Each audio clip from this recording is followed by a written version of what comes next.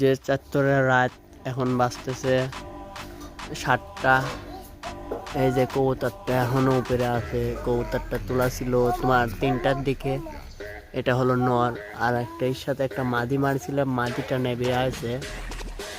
এখন দেখা যাক কবুতরটা নেবে যাবে, মনে করছিলাম আজ নামবে না, কবুতরটা হারিয়ে যাবে। এখন দেখতেছি না ভাই, কবুতরটা নেমেই যাবে। টেডির বাচ্চা কবুতর, এটা অনেক সুন্দর কবুতর,